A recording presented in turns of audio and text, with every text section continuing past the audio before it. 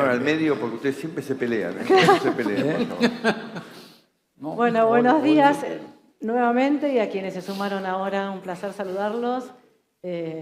Ricardo, encantada de que me acompañes en este debate nuevamente. Un gusto. Y un placer recibirlos a los tres. Felipe, un gusto que nos acompañes también este año. Gracias. Presidente Calderón. Con Mariano y con Mauricio ya tenemos alguna experiencia, ¿no? Y este año, Mauricio, te explotamos. Estuviste en el panel anterior. La verdad que fue muy interesante esa charla, muy divertida.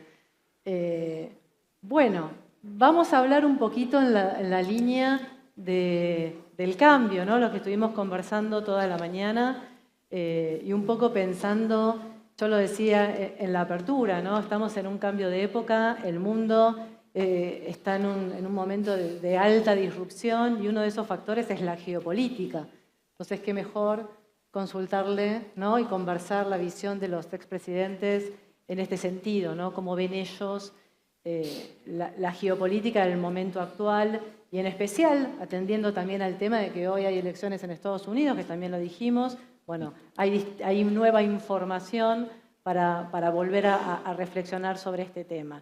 Y a propósito de eso, a mí me gustaría traer a esta conversación o recordar qué es lo que veíamos el año pasado, ¿no? Ahí veo una pequeña ayuda. ¿Qué tres conceptos nos brindaron, ¿no? Los presidentes Macri y Rajoy sobre esta misma pregunta, ¿no? ¿Cómo veían el mundo? ¿Cuáles eran los principales desafíos? ¿Qué es lo que estábamos observando en este mismo ámbito en el 2023? Y ahí, yo lo puedo leer, se ve también ahí en la pantalla, pero básicamente, a ver, hablamos de incertidumbre global, ¿no? Macri destacó la incertidumbre como factor central del mundo actual. Estábamos hablando de la invasión de Ucrania, la pandemia, bueno, también el tema de los BRICS, hablamos mucho de esta revolución de expectativas y hablábamos también de las democracias liberales, ¿no? Esa preocupación de que el populismo venía creciendo con mucha fuerza en el mundo. Entonces, me gustaría empezar por ahí, contigo, Mariano, preguntándote, bueno, esa amenaza, ese desafío pospandemia, inicio de guerra, revolución que veíamos de disrupción, a un año de fenómenos globales, ¿cómo ves hoy el escenario? Si lo ves con cambio o lo ves como status quo, ¿no? Porque hay nuevos elementos, me parece, en la escena global. Vamos a ver, Mariana, yo con tu permiso y buenos días a todos y con todos los miembros de esta mesa quisiera que en esta primera intervención pues, nos acordáramos todos de lo que ha sucedido y todavía está ocurriendo en estos momentos en Valencia. Son muchas las personas que han fallecido, son muchas las personas familiares de todos ellos, son muchos también los que han perdido sus propiedades, son muchos los voluntarios que están trabajando y me gustaría que desde aquí tuviéramos todos un recuerdo para ellos y al mismo tiempo pues, manifestando nuestra esperanza de que pronto se vuelva a la normalidad, las administraciones trabajen conjuntamente y esto simplemente quede como un recuerdo malo de una época que tiene que ser mucho mejor. Así que muchas gracias a todos.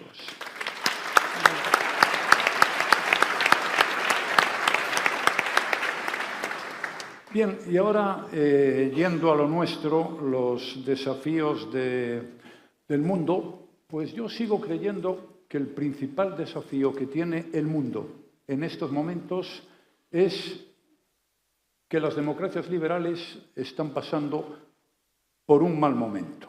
Y las democracias, con todos los problemas que tienen, con todas las dificultades que genera la gobernación, es sin duda el mejor sistema para regir la convivencia. Además, sus valores son superiores, no los hay mejores. Libertad, derechos humanos, derecho de voto, Estado de Derecho, primacía de la ley. Bueno, pues hoy digo que no corren buenos tiempos. Ya saben ustedes que después de la caída del muro de Berlín, que en cierta manera era el símbolo que dividía a las democracias de los regímenes comunistas, pues todo el mundo se creyó que la democracia ya había ganado, que por tanto ya no volvería a haber problemas en la historia. Fukuyama nos habló del fin de la historia, pero de fin de la historia no hubo absolutamente nada. Rusia que llevó una bofetada muy considerable y muy merecida con la caída del muro de Berlín, pues ahora quiere volver a ser lo que fue. Y así vemos qué acontecimientos se están produciendo. Probablemente el más conocido sea el de Ucrania, primero Crimea y ahora la invasión, pero hay otros muchos en otros países del entorno, sin perjuicio de lo que luego diré sobre lo que también está ocurriendo aquí. China, otra dictadura, pues ha dado un salto hacia adelante importante y tiene sin duda una influencia muy considerable en muchos países y en muchas democracias liberales. Y luego aparecen otros como Irán, Arabia Saudí, que también, siendo dictaduras, pues quieren tener un cierto protagonismo. Bueno, hay otro enemigo que es el populismo, que está dentro de las democracias liberales. Hay mucho aquí, pero también hay mucho en Europa. Lo ha habido en España, quizá el caso más paradigmático fuera el de Podemos, bueno, que realmente lo único que aportó fue bronca, confrontación y ni una sola idea en beneficio de los intereses generales de los españoles. Pero bueno, yo quería referirme en concreto a América Latina, ya que estamos en América Latina, y con ello termino mi primera intervención. En América Latina hay 3 dictaduras de libro, que son Cuba, que son Nicaragua y Venezuela. Son 3 dictaduras. Pero, además de eso, hay algunos países donde se observa una cierta venida autoritaria que no sabemos exactamente a qué se dirige, pero a mí el camino no me gusta, que es la ocupación del Estado, los ataques a la prensa, la intervención en el Poder Judicial. Todo eso es muy peligroso y no voy a dar nombres para no generar problemas a nadie, pero están en la mente de todos ustedes. Lo más grave es que los países no democráticos, algunos los he citado antes, están influyendo y mucho aquí. Rusia sigue en Nicaragua, Rusia sigue en Venezuela, Rusia tiene un aparato propagandístico con una televisión y una agencia de noticias desde donde suelta toda suerte de soflamas, como también nos ocurrió a nosotros con ocasión del intento de independencia de Cataluña. China tiene sin duda una actividad económica muy considerable, pero de la actividad económica a otras distintas o a la amenaza, pues hay muy poco espacio. Y luego tenemos a Irán, que también tiene una televisión aquí, que se ve en la práctica totalidad de los países, desde donde se dedica a adoctrinar a todo el que quiera escucharle. Por tanto, antes una intervención, el representante o el CEO de Volkswagen aquí dijo que lo primero que veían las empresas era la geopolítica. Pues creo que hace muy bien en ver la geopolítica, porque no es igual un mundo con democracias liberales, con libertad de empresa, con reglas de juego claras, que una dictadura donde alguien decide lo que hay que hacer, que es lo que él estima oportuno y conveniente. Y por tanto la geopolítica nos indica que debemos empeñarnos todos en trabajar en pro de las democracias liberales y ser duros y contundentes contra los que quieren cargarse los principios, antes califiqué de valores superiores, que los encarnan. Clarísimo. Mauricio, un año de esta misma reflexión de cómo el mundo, atravesado por la geopolítica, se comporta en términos de desafíos y amenazas y oportunidades también. ¿Coincidís con Mariano? ¿Ves una involución? ¿Y cómo introducís el concepto de democracia digital también, ¿no? Que hoy sonó mucho a la mañana? Bueno, de vuelta, gracias por la invitación. Siempre coincido con Mariano por definición. Desde que compartimos... Por eso me ha traído hoy a la mesa de jóvenes. Hoy solo debate con jóvenes. Y de liderazgos auténticos hablábamos hoy. Acá nos dicen viejos meados, pero somos jóvenes meados. Pero bueno, la realidad es que un año es muy poco tiempo, ¿no? El correr de la humanidad, con la cual la agenda sigue vigente. Diría que va fallando más la predicción. Yo escuché apenas invadió criminalmente Rusia, Ucrania, que esto duraba 15 días, acá estamos. Totalmente. Nadie sabe cómo termina ni cuándo termina. Ahora se agregó el conflicto de Israel, entrando con Irán, de vuelta hay amenazas de guerra mundial, en un mundo que se aleja de la violencia, que cada vez hay menos violencia, que cada vez hay más zonas de paz, pero de golpe hay liderazgos individuales, disociados, no empáticos, que nos ponen en peligro, porque tienen en su autocracia la capacidad de de arrastrar y después el resto del mundo no sabe cómo acomodarse, ¿no? Entonces diría, tenemos el problema latente de China con Taiwán, que hoy escuchábamos a este brillante taiwanés explicarnos, que no sabemos en qué momento, pero siempre estamos esperando alguna mala noticia. Tenemos el problema de la falta de compromiso en el cambio climático que cada vez se hace más grave. Hablaba Mariano de lo que está sufriendo España en esta reacción de la naturaleza al exceso de emisiones, y en este tema de que es un sistema compartido y nos topamos con que el stock es culpa de Estados Unidos y Europa y el flujo es de culpa de China y del mundo asiático, y entonces no se ponen de acuerdo cómo se compensa ese desarrollo frente al otro que se quiere desarrollar. Se confirma un gran problema de la modernidad, de la hipercomunicación, los flujos migratorios.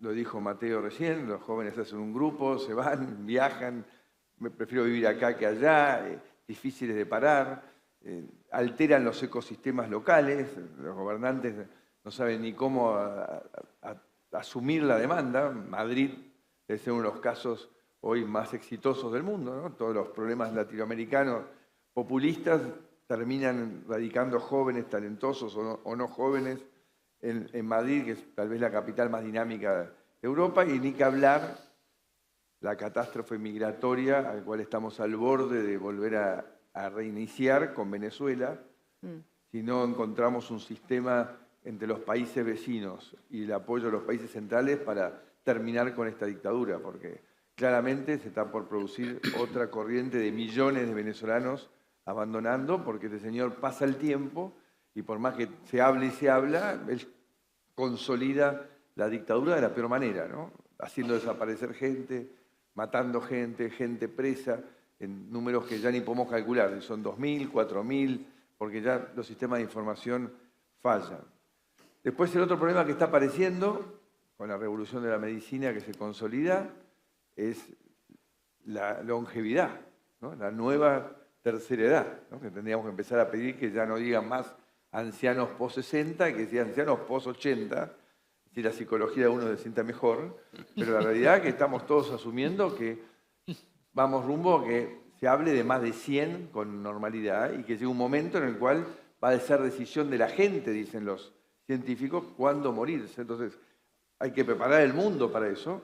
Es toda una corriente de empleo potencial que nadie está pensando y que hay que empezar a trabajar. Y después la otra cosa que se consolida, en mi opinión, es la nueva cultura del poder, ¿no?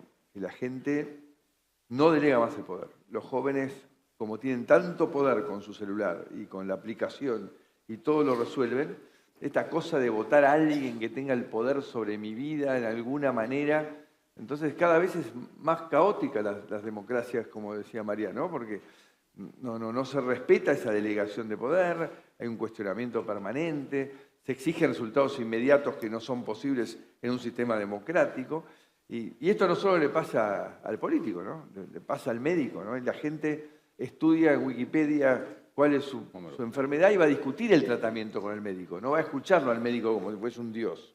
Ni que hablar un cura que ya nadie le va a preguntar de qué tiene que hacer en su vida, o los maestros que hoy tienen que ser Indiana Jones para contener a los chicos en una clase, y los papás los apoyan en su visión indisciplinada de recibir educación. Entonces digo, ahí tenemos un tema que está afectando primero a las democracias, pero que a la larga va a afectar también a las autocracias si no encontramos un equilibrio entre libertad y organización, ¿no? En las distintas sociedades. Y creo que, bueno, la tecnología, ya se habló mucho antes, es un fenómeno que no creo que la regulación vaya a ayudar. Hay colegas que respeto mucho que están obsesionados con cómo regular la inteligencia artificial. Creo que está ya tan accesible, tantos han generado este breakthrough y acceder a esa tecnología que no lo veo posible. Esto va a acelerar ganadores y perdedores y habrá que un nuevo equilibrio en el mundo, que no lo conocemos, pero la realidad es que todo esto lleva a una política cada vez más caótica en un mundo que los estándares de calidad de vida están cada vez mejor.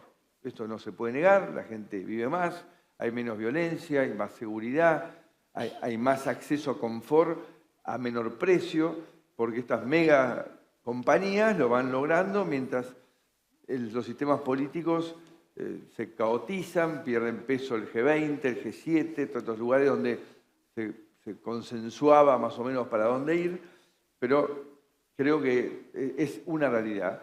Y todas estas cosas de geopolítica que generan miedo son una nueva oportunidad para Latinoamérica. Porque Latinoamérica, en el atraso, igual mantiene una zona de paz, mantiene, salvo estas excepciones de dictadores espantosos que tenemos, pero son muy poquitos, un respeto a las libertades, tiene alimento, tiene acceso a la energía, tiene espacio, tiene talento, o sea, Latinoamérica vuelve a tener una oportunidad frente a todos estos conflictos, especialmente bélicos o religiosos o de terrorismo que dan vuelta por el mundo. Y bueno, depende de cada país si logra crear un sistema de reglas, que hasta ahora el único que logró un sistema de reglas absolutamente de primer mundo, 100% es Chile, el resto estamos luchándolo, y algunos que lo habían logrado están yendo para atrás, como el caso que Felipe va a hablar seguramente en un instante de México.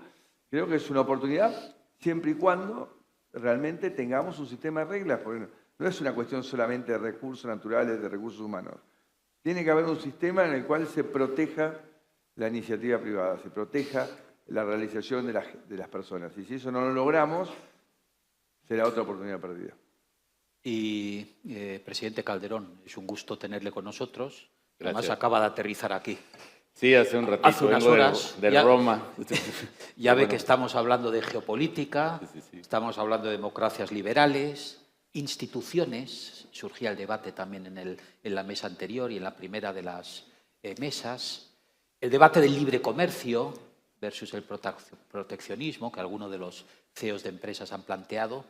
Todo eso México tiene el día de las elecciones americanas, que estamos aquí debatiendo. Claro, en estos días, México, en todo esto, México tiene un posicionamiento especial. Pues sí. ¿Cuál es su visión? Desgraciadamente no es una visión optimista. Estamos pasando por un momento especialmente grave. México tendría una serie de oportunidades tratando de incorporarme en esta lógica de cambio y statu quo. Durante décadas hicimos varios cambios, impulsamos cambios desde la política para modernizar, para construir, para darnos un entramado institucional. Es decir, poder judicial autónomo, independiente, con jueces escogidos por concurso, con carrera judicial, etc. Nos dimos una tarea muy importante de construir sobre libre comercio, concretamente de lo que mencionas. Yo recuerdo que me tocaba debatir con mis colegas entonces, Lula da Silva y Cristina Fernández, eran presidentes, y estábamos discutiendo la posibilidad de tener un tratado de libre comercio, México, Brasil, Argentina. Finalmente eso fracasó por el apego de mis colegas hacia una regla más local, Mercosur.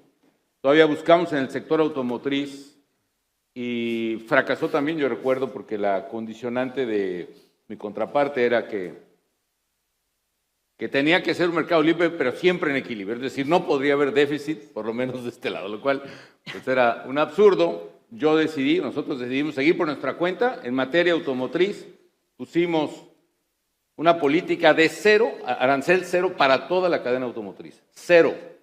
Muchos empresarios nos acusaban de que íbamos a destruir a los empresarios mexicanos, pobrecitos, etc. Resultado, México pasó de ser el 10º exportador de automóviles en todo el mundo a ser el 4º en 5 años. Y hoy sigue siendo una máquina de manufacturas que exporta 1.500 millones de dólares al día. Y de toda América Latina exporta el 62% de las manufacturas, incluyendo Brasil.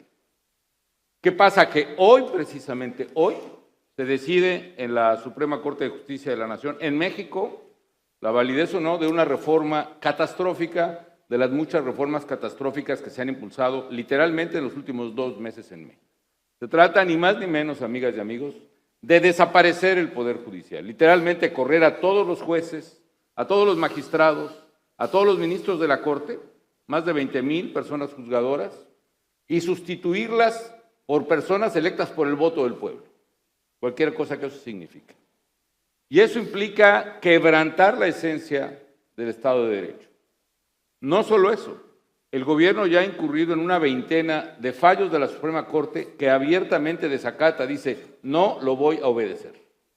Y eso puede ocurrir si hoy la Corte dictamina que las reformas que se han hecho destruyendo el Poder Judicial, que es un poder básico de una república, son válidas o no. Si dice que son válidas, no son válidas, es posible que el propio gobierno mexicano, el entrante, decida no acatar la resolución de la Corte. Entonces estamos ante una situación de autocracia y con mucha tristeza digo que a la lista de dictaduras y autocracias de América Latina eran 3 y ahora son 4. En el derecho esto es una autocracia, es decir, que el poder, una persona o un grupo tenga todo el poder y no haya ningún poder que se le pueda oponer. Ninguno. El legislativo ya no, porque aunque ellos sí, efectivamente sacaron 54% de votos, una resolución tramposa de un órgano electoral capturado les dio 75% de los asientos. Y el Poder Judicial, el único que resistía a la arbitrariedad populista, está siendo cancelado en una votación de ese Congreso. Entonces, malas noticias porque pienso yo que la piedra angular del futuro de una nación y de su progreso es el Estado de Derecho. Yo honestamente siempre he sido partidario del cambio, éramos partido del cambio, etcétera, pero cuidado con dar por bueno a priori que el cambio es bueno y que el statu quo es malo, o al revés, ¿no? Efectivamente, el statu quo puede dar estabilidad, continuidad y el cambio innovación, creatividad, pero no todos los cambios son buenos, como no todos los status quo son buenos. En este caso, el cambio viene de una ruptura populista que se ha exacerbado mundialmente, quizá por el fenómeno de redes sociales, cuando nosotros 3 éramos más jóvenes de lo que ahora somos, jugábamos, no sé, fútbol, lo que sea, decía Mauricio, no había internet, no nos lo van a creer los muchachos, pero no había internet. ¿Y qué ha pasado en estas décadas? Ha habido una revolución brutal de cambio, imparable, deseable, creativa. La inteligencia artificial hace cosas maravillosas, a mí me ayuda mucho en mi trabajo, por cierto, pero nos ha creado una sociedad hiperpolarizada e hipermentirosa, déjame decirlo así, o de posverdad, vamos a decirlo elegantemente, como habla Moisés Naim. Y esa irrupción de posverdad y de polarización está, por una vía de cambio, destruyendo las vías institucionales que permiten el progreso. Hace rato Mauricio citaba a Acemoglu y Robinson, los premios Nobel, y efectivamente en ¿por qué fallan los países? Ellos hablan de la construcción de instituciones incluyentes o inclusivas, donde la número 1 es el Estado de Derecho, e instituciones extractivas, donde son efectivamente burocracias abusivas o pesadas, monopolios, sindicatos abusivos, etcétera, que extraen la renta de los demás. Y termino un poco con esto. Desgraciadamente, el panorama no es bueno, porque con toda la posibilidad que habíamos creado de llegar a la tierra prometida en México, con comercio con Estados Unidos, aprovechar el México el mejor candidato de nearshoring, porque todas las inversiones estaban viniendo a México, hoy, vean dónde está el capital de los mexicanos, ahí hay una información asimétrica, ¿no? Todo el mundo quiere invertir en México porque se ve muy bien, claro. Los mexicanos están invirtiendo allá en la tierra de Mariano Rajoy, en el barrio de Salamanca, ¿no? Entonces, muy interesante. Bueno, están invirtiendo en el barrio Salamanca, están invirtiendo en España en su conjunto y están aprovechando la posición, porque España tiene una posición importante en Europa, que también quería comentarlo con el presidente Rajoy, para dar paso también. Sí, ahí Rajoy quería hacer un comentario a propósito. Hacemos ese comentario y pasamos yo entonces. Creo que este asunto es el asunto capital. Sí, es verdad que hay un sinfín de temas de los que debemos hablar, que tienen que preocuparnos, que están ahí, que están produciendo cambios en el mundo, pero claro, al final este es el tema capital. Yo señalaba, crisis de las democracias liberales, apunté 3. Realmente lo que se ha hecho en México con la reforma de la justicia es un disparate. Y es cierto que el Estado de Derecho, el sometimiento de todos al imperio de la ley aplicada por jueces libres e independientes, está en la base de la democracia. Y eso es muy peligroso. Eso está ocurriendo en México, pero hay otros agentes políticos, sobre todo instalados en el famoso Grupo de Puebla, que están jugando a debilitar la democracia. Y por eso yo soy un absoluto convencido de que eso es una prioridad, el defender la democracia. Y cuando ustedes vean ocupación del Estado, ocupación de la prensa y ocupación del Poder Judicial, aunque luego se vote, empiecen a desconfiar de algunas de las cosas que algunos están haciendo. Yo quería también, sumándome a eso, hacer un comentario sobre las redes, algo se ha referido Mauricio y luego también Felipe en su intervención. Bueno, esto las redes tiene, como casi todas las novedades que se producen en la historia, su parte buena y su parte mala, ¿no? Yo he escrito alguna cosa sobre esa parte buena.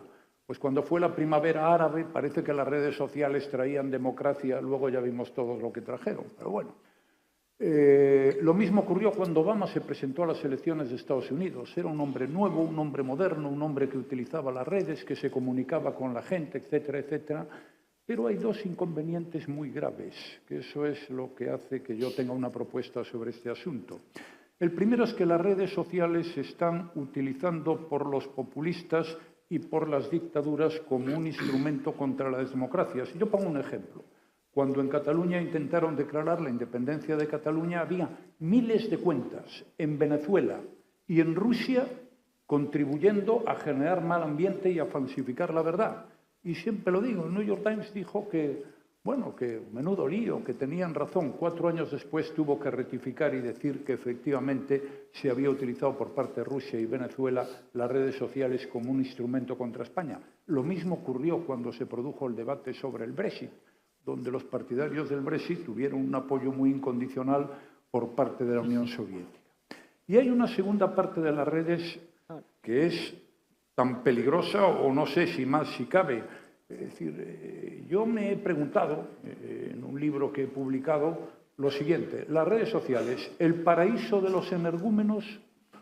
Hombre, yo creo que hay redes sociales que son muy útiles, que la gente las usa muy bien, que suponen un avance sustancial, pero es que también desde las redes se ataca impunemente a la gente, se la injuria, se le calumnia, se juega con su dignidad, y eso es lo que me lleva a mí a proponer de que igual que los sistemas de comunicación clásicos tienen una regulación, están sometidos al Código Penal, tienen unas reglas, pues también debería haber una regulación de las redes sociales para evitar los disparates estratosféricos que se están produciendo en España y en otros muchos países en el mundo. Hay un tema de redes muy importante. No es solo lo que pasó en ese juego contra España, precisamente independentista, que fue manipulado. Está pasando en todas partes, está pasando hoy. Russia Today, que es la cadena que se refería Mariano, que está prohibida en Estados Unidos y en Europa, opera abiertamente en México. Los autobuses del sistema de transporte que es del gobierno de la Ciudad de México traen propaganda de Russia Today en los laterales. Y desde Russia Today se produce material en español que está disparando a las redes sociales en la elección de Estados Unidos, donde el objetivo estratégico es debilitar a los Estados Unidos y el objetivo táctico es apoyar, polarizar y apoyar en la gran población hispana votante en favor de Donald Trump. ¿Por qué razón? Porque eso quizá en ese cálculo puede implicar que en la votación que se dé el día de hoy gane una opción que va a retirar el apoyo americano a Ucrania, con lo cual le va a conceder una victoria electoral en Estados Unidos a Rusia. En fin, el tema es, hoy estamos jugando en una cancha donde las fronteras no están definidas ya por los ríos o las montañas, están definidas por la tecnología. Las fronteras son la ciberseguridad de los países. Las guerras, incluso la que vemos hoy en Ucrania o en Medio Oriente, son guerras tecnológicas, son guerras de drones, son guerras de precisión tecnológica determinada por la capacidad de investigación. En fin, estamos viviendo, como siempre, un mundo excitante, inquietante, pero muy peligroso, cada vez más. Yo quería agregar, perdón. Claro, en ese contexto. Le estamos desordenando el Martí, trabajo de los moderadores, claro, pero para redondear esto, no, más interesante para que todos. claramente hay un problema alrededor de la utilización de la tecnología para destruir los hechos reales, ¿no? Hoy hablábamos de la posverdad y la interferencia en los procesos electorales de otros países, ya también de vuelta es un hecho en el cual parece común. Cuando fue la primera denuncia, la primera campaña aquella de Trump, todo el mundo se revolucionó. Ahora ya es como un hecho prácticamente habitual. Y lo que va a poder, en duda, que va a ser lo más complejo de lo que está pasando hoy, es no solo el resultado final de la elección de Estados Unidos, es si se acepta el resultado como válido. Porque eso va a poner de vuelta en crisis la democracia más importante del planeta. Entonces digo, lo que se busca en todo esto, y la posverdad, y en la manipulación, interferencia, y en crear todo este sistema de confusión, es debilitar definitivamente las democracias liberales, y empezando por la americana, con lo cual el gran problema no solo es quién gana, sino que acepta aquel que perdió el resultado de la elección. Un segundo, no, sobre ese asunto es que... Nos vamos, Ricardo. Los dejamos No, que, bueno, que lo charlen hacemos más entre ellos. interesante así, claro. No, es un apunte. No, Es por decir, favor, es que está muy entretenido. Es que el tema de las democracias liberales es para tomárselo Sí, muy en sí, serio, sí, ¿no? sí. Es decir, y vemos que hoy el mundo, tras todos los acontecimientos que pasaron, incluso aquello que decía Fukuyama del fin de la historia, pues empieza otra vez a dividir en dos. Por un lado, las democracias liberales, pero por otro lado están los BRICS, que eran Rusia, era China, era Sudáfrica, la India y Brasil. Pero es que ahora se han incorporado 4 o 5 más y hace unos días se incorporaron 14. Cuba de propina. O sea, eso es lo que se ha incorporado ahí. Y, por cierto, hay que alabar la decisión del gobierno argentino, que después de solicitar entrar en tan terrible grupo, ha dicho que no tiene ningún interés, lo cual a algunos nos reconforta, porque a Argentina le toca estar, creo yo al menos, en el grupo de las democracias liberales y los valores que las democracias liberales llevan consigo. Y, presidente Rajoy, desarrollando esa idea, el presidente Macri se refería a las fortalezas de Latinoamérica. Hemos hablado también de México. La Unión Europea, nosotros España somos parte de la Unión Europea. ¿Qué papel está jugando la Unión Europea? Estamos llenos de informes.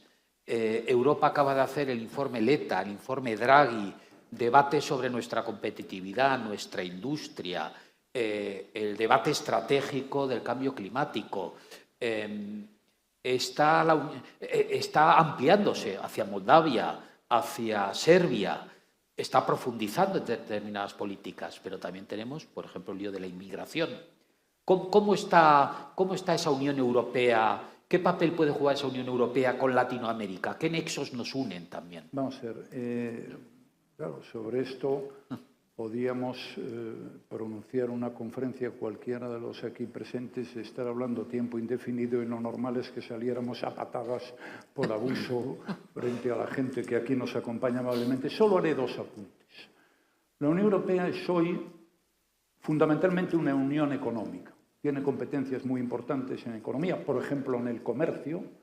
La Unión Europea le puede poner a los coches chinos un arancel del 35%, bueno, y es competencia de la Unión Europea. La Unión Europea decide dónde pescan los barcos de mi tierra, o sea, toma decisiones de ese tipo.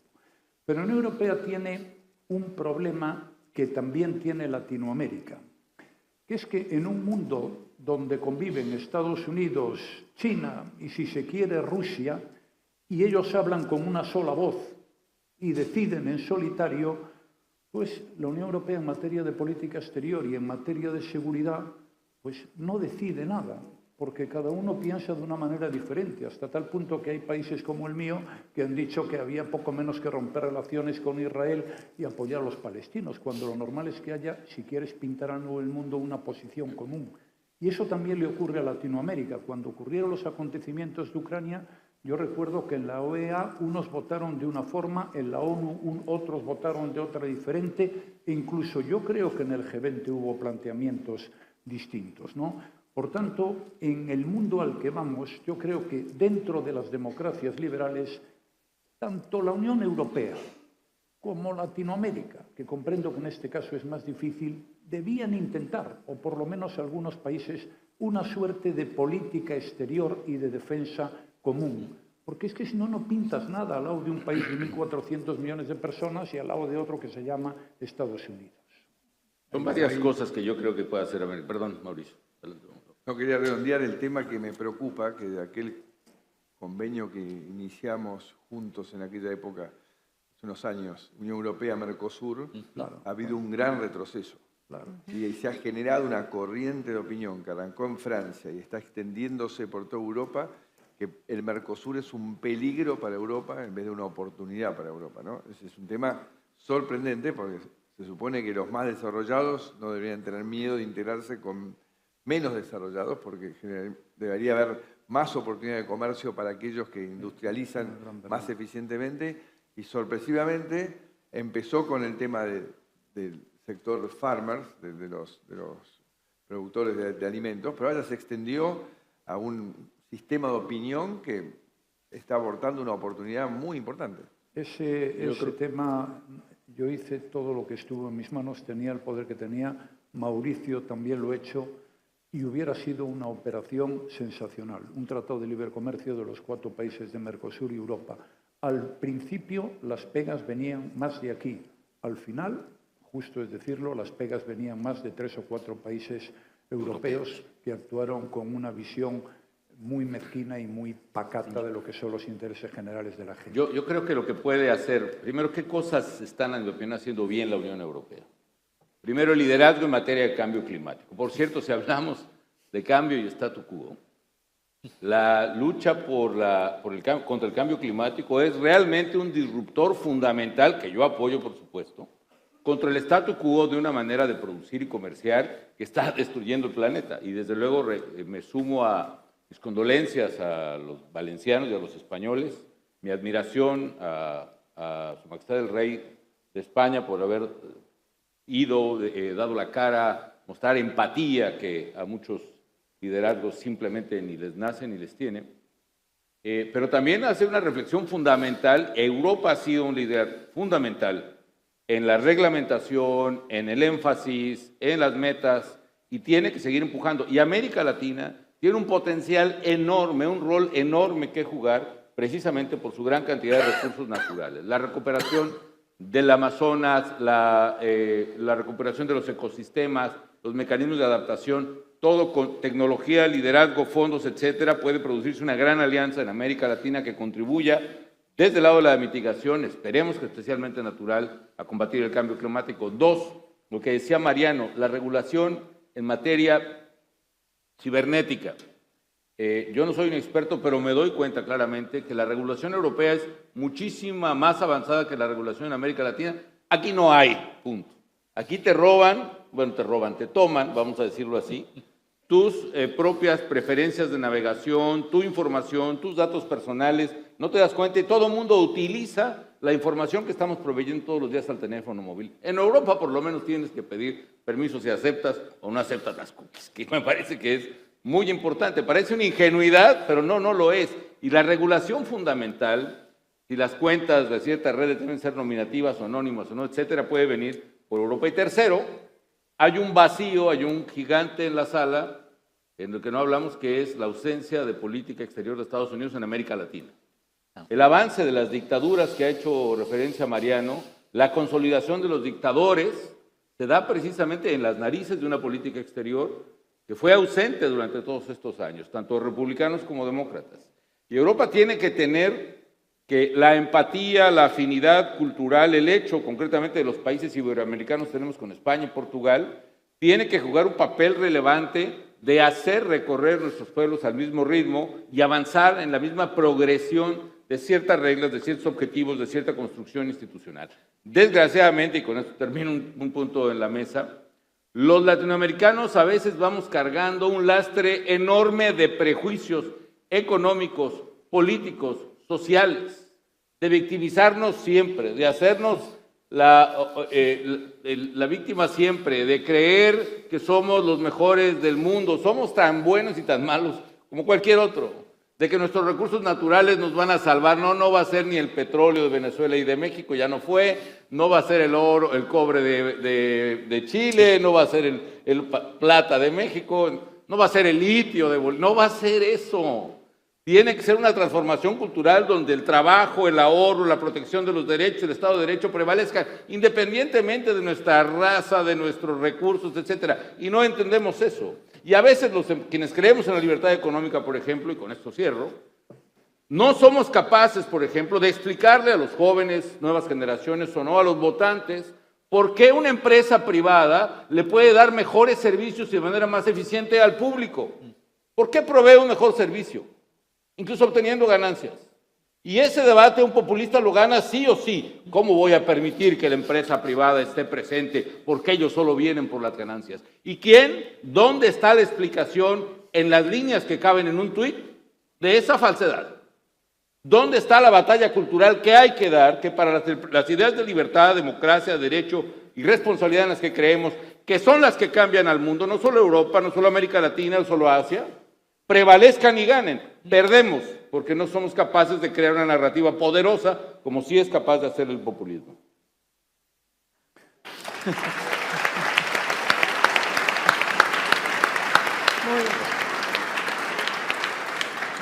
Muy interesante esa No, definición, yo muy actual.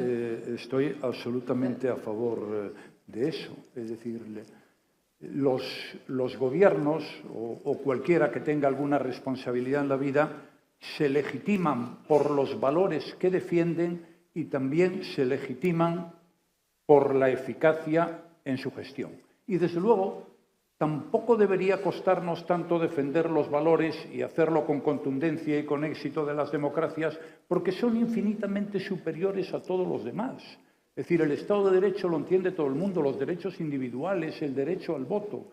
Yo estoy de acuerdo en que debemos hacer un esfuerzo entre todos para que eso sea así. Pero es que creo que además las democracias se legitiman también por sus resultados. Voy a decir algo que es una obviedad, pero a veces las obviedades conviene repetirlas porque sirven también para que nos acordemos de muchas cosas. Cuando el muro de Berlín cayó en el 89 o 90, en un lado está aquello que llamaban Europa Occidental y en otro lado estaba aquello que se llamaba Europa Oriental. Y no hay nadie en el mundo, pensara como pensara, que fuera capaz de decir que el nivel de vida y de progreso económico y social de la Europa Oriental estaba por encima del de la Europa Occidental. Por tanto, es muy importante no solo defender valores, sino que defender que las democracias son quienes han traído más progreso económico y social. Y eso nos obliga a ser eficaces. Y hay dos asuntos que sin duda son capitales, al menos a mí me lo parecen. En primer lugar, eso que llamamos la economía, que también se podía llamar la vida de la gente. Es importante que seamos eficaces a la hora de acabar con la pobreza, a la hora de que a la gente cada vez le vaya mejor, los servicios públicos funcionen mejor, haya unos impuestos más razonables, efectivamente digamos que las empresas son las que generan riqueza y bienestar, etcétera, etcétera. Y hay otro segundo punto que también es muy importante y que yo estoy detectando como uno de los temas que generan más preocupación entre la gente, que es la seguridad. En Europa hay un problema muy grave con la seguridad. En primer lugar, el hecho de que Rusia esté amenazando a Ucrania pues genera muchas dudas en mucha gente, porque además está interviniendo también en otros países de la antigua Unión Soviética, aunque recientemente ha habido elecciones en Moldavia que salieron bien, pero al estonio, al letonio, al lituano, al polaco, todo lo que pasa por allí, como es evidente, no le hace ninguna gracia. Y luego hay otro problema en Europa, que es que hay una sensación muy generalizada de que las naciones europeas son incapaces de controlar sus fronteras.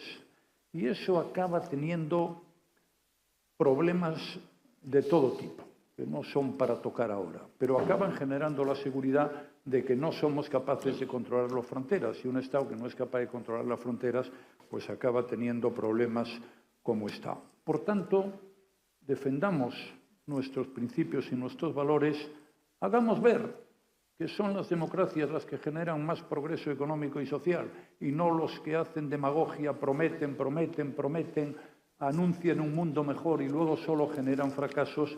E intentemos ser más eficaces a la hora de que la gente viva mejor y también a la hora de garantizar su seguridad. Aquí hay otro tipo de problemas de seguridad, como el narcotráfico, las bandas, pero aquí hay una ventaja que no hay en Europa, que no están en un espacio de guerra, y eso da mucha tranquilidad.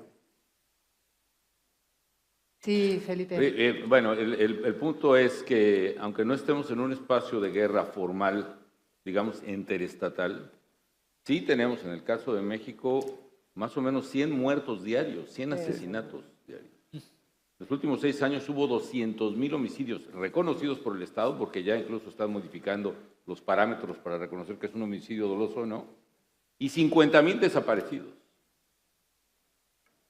América Latina tiene una amenaza que es global, pero que está centrada en nuestra América Latina, y que es la amenaza de la captura del Estado por el crimen organizado. Ojo, el problema no es la droga en sí mismo, el problema no es si es moral o no es moral, si debe legalizarse o no debe legalizarse. Podemos hacer un debate enorme de eso. El problema es que las bandas están capturando al Estado. Están capturando primero a nivel municipal o a nivel de la policía local, a nivel del fiscal local, y luego la corporación completa, y luego el alcalde, y luego nosotros decimos el gobernador, aquí se llamarán gobernador, en fin, y luego el Estado mismo. Y esa captura del Estado es la mayor amenaza para América Latina, porque va precisamente en el rumbo de destrucción institucional, que es el mal de los males de nuestra América Latina. Estamos entonces en dos corrientes.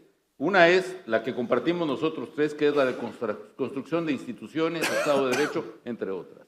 En la destrucción de instituciones estamos enfrentando precisamente la perversión de quienes exacerban la nulidad del Estado de Derecho, es decir, seguir refrendando con otras palabras la idea de que el Estado de Derecho y la legalidad es una superestructura que favorece a la burguesía según los conceptos viejos de la escuela marxista.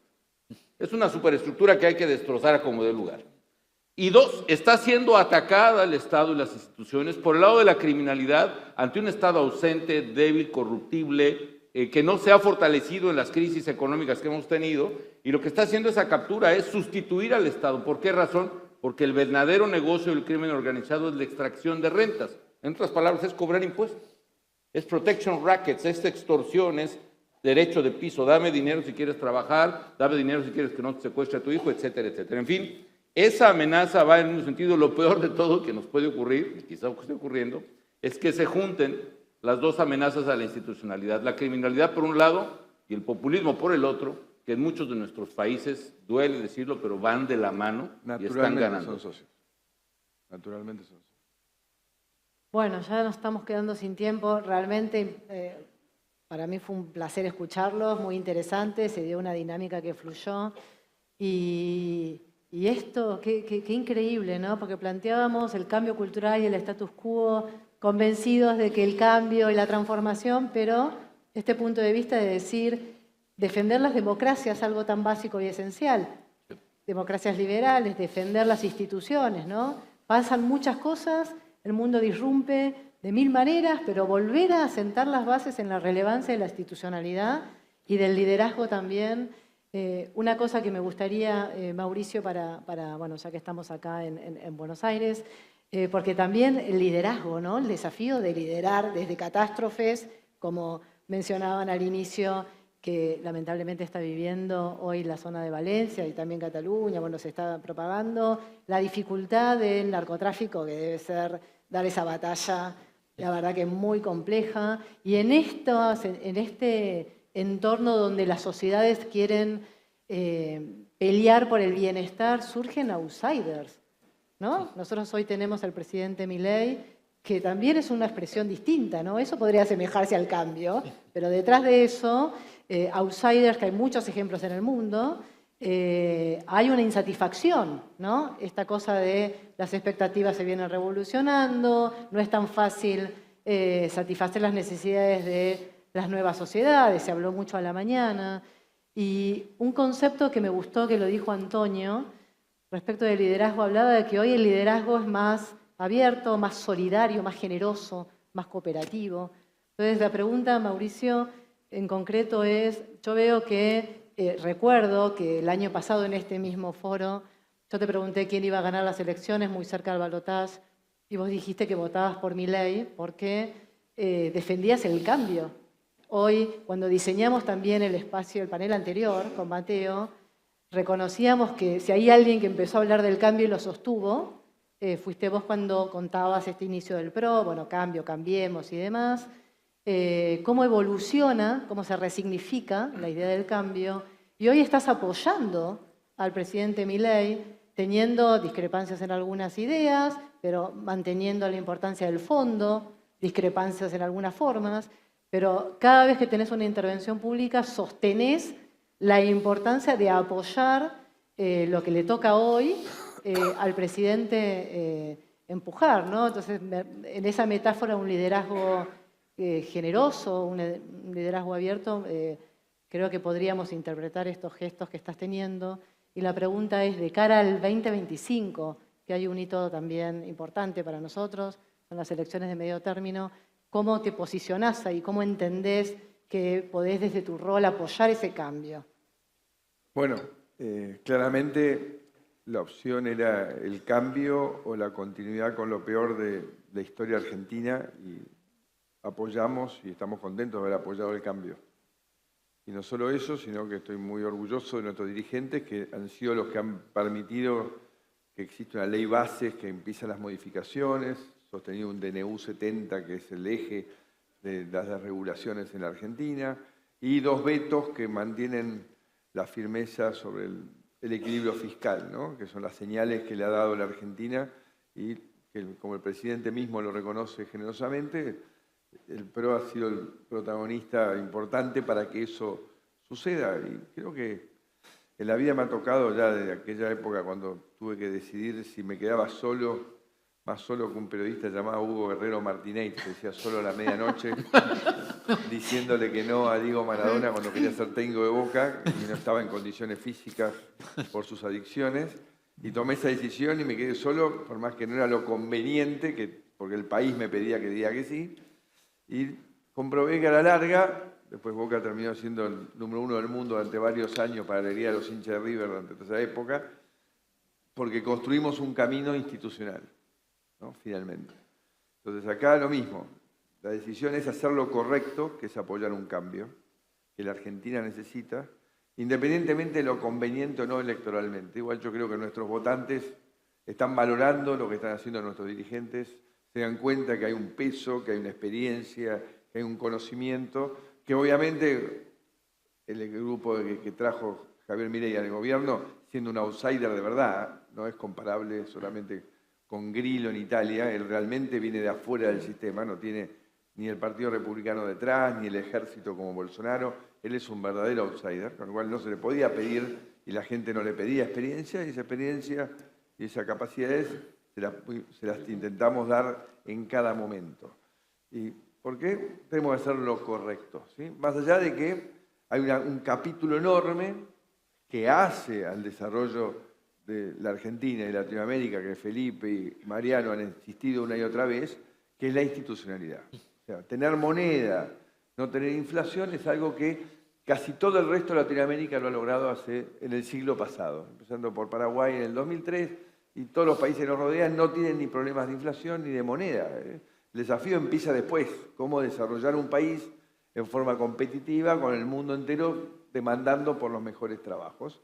Y lo primero que uno tiene que lograr es que la gente venga acá a decir, si yo invierto acá no tengo ningún riesgo, porque hay un sistema de reglas que no me lo da un presidente, sino que no me lo da la independencia de un poder judicial que funciona, un Congreso independiente, instituciones, organismos que funcionan, y en eso, producto de la personalidad de él y la forma de él y de dónde viene, no se ha puesto el eje. Estamos como PRO diciendo hay que poner el eje en eso, porque si no, no lo vamos a lograr sacar a Argentina de este lugar en donde estamos, ¿no? Y creo que eso es lo que hemos intentado hacer, y si me toca a mí el honor de cerrar con estos 2 monstruos que tengo al lado mío, en el buen sentido de la palabra, ¿no? No pensamos otra cosa, ¿eh? No, por las dudas, ¿viste? Porque ante las fake news que dan vuelta, no quiero que salga un titular más que dijo que eran 2 monstruos de estos tipos. Bueno, pero la cuestión es que digo, y revalidando todo lo que ustedes han dicho, estamos en un momento muy dinámico del mundo. Y lamentablemente la parte negativa, como decía Mariano, de esta libertad que tenemos y las redes es que se ha puesto todo muy violento en términos de dirimir las ideas. Y la gente en esta cosa de decir resto poder deja un poco chueco al gobernante y muy expuesto. Y eso lleva a que los empáticos, los que tienen una vocación de hacer, empiezan a como retirarse del escenario de la política y vuelven a estar en la cancha liderazgos desconectados, ¿no? Hay un libro, se los recomiendo, escrito por Taylor, que habla de desconectados, y son líderes que en el cual no tienen el valor de la vida, no tienen el valor de nada, no le importa entrar en guerra, que muera gente, no le importa nada porque finalmente es su legado, su cabeza, su ego, porque la verdad que el sistema los lleva de esa manera también, porque si el sistema los agrede todo el tiempo, ellos se defienden aislaándose y centrándose en ellos mismos. Entonces el desafío es lograr que todos estemos participando, que todos querramos cambiar la realidad para bien, aunque duela, y logremos que volvamos a encontrar un nuevo equilibrio en la convivencia, en la libertad, ¿no? Que la libertad no sea sinónimo de agresión, falta de respeto sistemática, sino la posibilidad de intercambiar ideas dinámicamente y que haya gente que realmente tenga un sentido empático de que todas las transformaciones, como se dijo acá, van a traer consecuencias sociales, ¿no? Es una realidad, hay gente que va a perder trabajo, otra que lo va a ganar, y bueno, el buen dirigente que uno querría tener ahí es uno que intente curar heridas, sin alterar un sistema competitivo, meritocrático, liberal, pero que sí encuentre esos equilibrios. Si seguimos reaccionando así en forma asesina con aquellos que votamos, porque yo le decía a nuestro querido Sebastián Piñera, que nos abandonó, le digo, prepárate porque en este nuevo mandato vas a sentir que te votaron para verte sufrir. Yo siento que la gente hoy te vota para decirte que querés poder, ahora sufrí, porque tenés poder, ¿no? Y la realidad es que no tenía eso, porque nosotros queremos servidores públicos que no sufran, sino que vengan a realizar una tarea por todos nosotros, y que hoy vos y mañana yo, ¿no? Es una cosa que tenemos que recuperar. Entonces ahí hay equilibrios que se perdieron y que tenemos que encontrar de alguna manera, y bueno, y la Argentina tiene muchos otros equilibrios adicionales que lograr, porque somos muy evolucionados en muchas cosas, pero como sociedad en su conjunto hemos perdido mucho espacio. Pero muchas gracias. Gracias a ustedes, la verdad, impresionante. Muchas gracias a todos.